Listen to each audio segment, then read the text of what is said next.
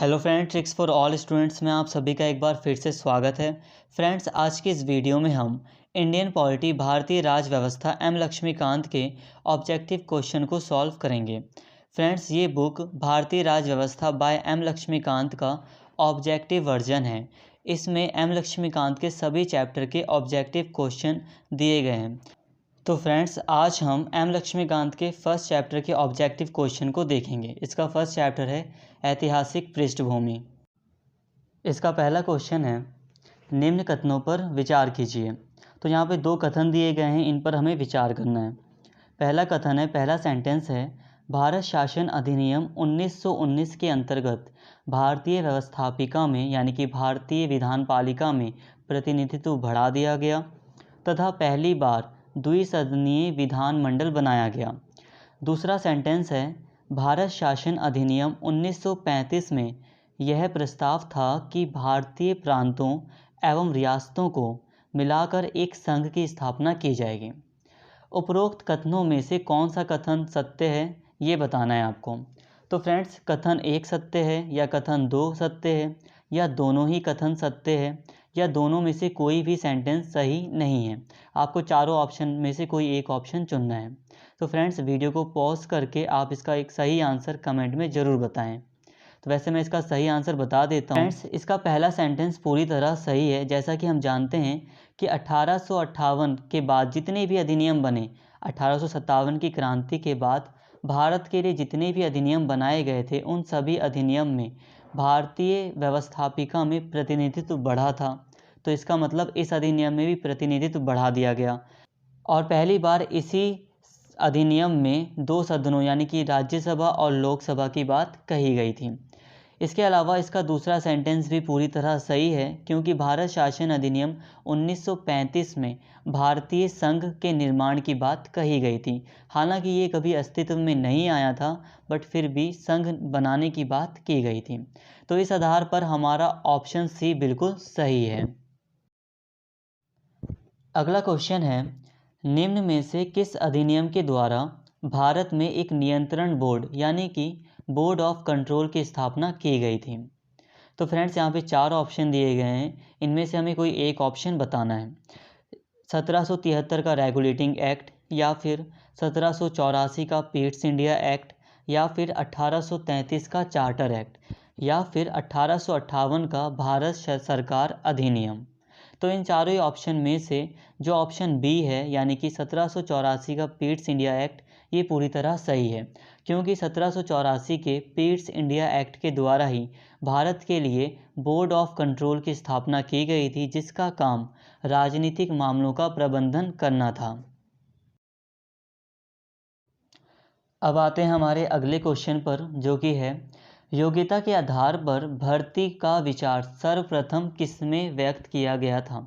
यानी कि जो सिविल सेवाओं के लिए जो भर्ती की जानी थी, उसमें मतलब खुली प्रतियोगिता होनी चाहिए, ऐसा विचार किसने व्यक्त किया था। ली आयोग ने, या फिर मेकाले समिति ने, या फिर एस लिंगटन आयोग ने, या मैक्सवेल समिति ने। तो फ्रेंड्स, ऑप्शन बी पूरी तरह सही है, मेकाले समिति। मेकाले समिति के द्वारा ही सिविल सर्विस में चयन के लिए खुली प्रतियोगिता का विचार सर्वप्रथम व्यक्त किया गया था। अगला क्वेश्चन है कि भारत शासन अधिनियम 1935 द्वारा स्थापित संघ में अवशिष्ट शक्तियां यानी कि रेसिडुअरी पावर्स किसमें निहित थी। पहला ऑप्शन है संघीय व्यवस्थापिका में, या प्रांतीय व्यवस्थापिका में, या वायसराय में, या फिर प्रांतीय गवर्नर में। तो फ्रेंड्स, इन चारों ही ऑप्शनों में से ऑप्शन सी पूरी तरह सही है। भारत शासन अधिनियम 1935 में जो अवशिष्ट शक्तियां थी वो वायसराय को दी गई थी। नेक्स्ट क्वेश्चन है, भारत शासन अधिनियम 1919 मुख्यतः किस पर आधारित था।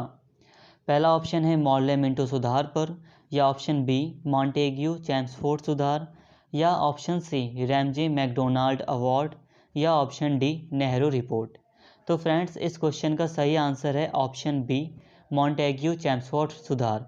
1919 के समय जब ये अधिनियम पारित हुआ, उस समय मॉन्टेग्यू भारत के राज्य सचिव थे और चैम्सफोर्ड भारत के वायसराय थे। अगला क्वेश्चन है, निम्न में से किस अधिनियम के द्वारा अंग्रेजों ने भारत में पहली बार सांप्रदायिक निर्वाचन व्यवस्था की शुरुआत की? ऑप्शन ए है भारत परिषद अधिनियम 1909, ऑप्शन बी है भारत शासन अधिनियम 1919, ऑप्शन सी है भारतीय परिषद अधिनियम 1861, ऑप्शन डी है भारतीय परिषद अधिनियम 1892। तो फ्रेंड्स, इन चारों ही ऑप्शनों में से ऑप्शन ए पूरी तरह सही है। भारत शासन अधिनियम 1909 या फिर भारत परिषद अधिनियम 1909 के द्वारा ही सांप्रदायिक निर्वाचन व्यवस्था की शुरुआत की गई थी। हमारा अगला क्वेश्चन है, निम्नलिखित में से कौन 1946 से 1947 के दौरान अंतरिम सरकार में भारत के वित्त मंत्री थे? तो फ्रेंड्स, ये क्वेश्चन आपने जो फर्स्ट चैप्टर पढ़ा होगा उसके लास्ट में कई सारी तालिकाएं होंगी, उसमें आप ये क्वेश्चन का आंसर देख सकते हैं, वहाँ से ये क्वेश्चन बनाया गया है। तो अंतरिम सरकार बनी थी 1947 के टाइम पर भारत में, तो उस समय भारत के कौन वित्त मंत्री थे? ऑप्शन ए है आर के शेट्टी, ऑप्शन बी है जॉन मथाई, ऑप्शन सी है लियाकत अली खां, या ऑप्शन डी है चिंतामन राव देशमुख। तो इसका सही ऑप्शन होगा ऑप्शन सी, लियाकत अली खां। लियाकत अली खां को अंतरिम सरकार में भारत का वित्त मंत्री बनाया गया था। हमारा अगला क्वेश्चन है, निम्नलिखित में से किस कानून ने भारत में ब्रिटिश शासन की नींव रखी?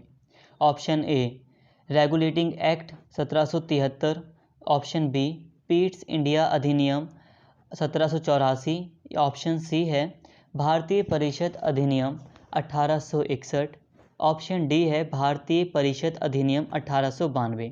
तो फ्रेंड्स, इन चारों ही ऑप्शनों में से ऑप्शन ए पूरी तरह सही है।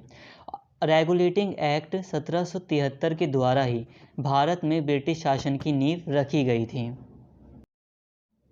हमारा नेक्स्ट क्वेश्चन है, निम्नलिखित में से कौन भारत के प्रथम कानून मंत्री थे? Option A Jawaharlal Nehru, option B Maulana Abul Kalam Azad, option C doctor B R. Ambedkar, या ऑप्शन डी टी कृष्णामाचारी।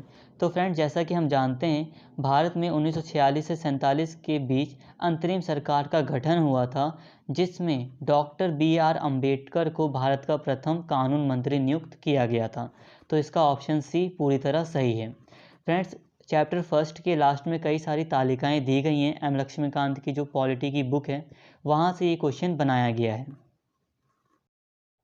तो आज का हमारा लास्ट क्वेश्चन है कि भारत में ब्रिटिश शासन के दौरान गवर्नर जनरल काउंसिल के विधि सदस्य के रूप में कौन नियुक्त हुआ था? भारत में जो गवर्नर जनरल काउंसिल के विधि सदस्य के रूप में कौन नियुक्त हुआ था? तो ऑप्शन पहला है राजा किशोरी लाल गोस्वामी, ऑप्शन बी है मोतीलाल नेहरू, ऑप्शन सी है सत्येंद्र सिन्हा, ऑप्शन डी है तेज बहादुर सप्रू। तो फ्रेंड्स, इसका ऑप्शन सी सत्येंद्र सिन्हा बिल्कुल सही है। 1909 के भारत परिषद अधिनियम के तहत सत्येंद्र प्रसन्न सिन्हा वायसराय की कार्यपालिका परिषद के प्रथम भारतीय सदस्य बने थे और उन्हें विधि सदस्य के रूप में नियुक्त किया गया था।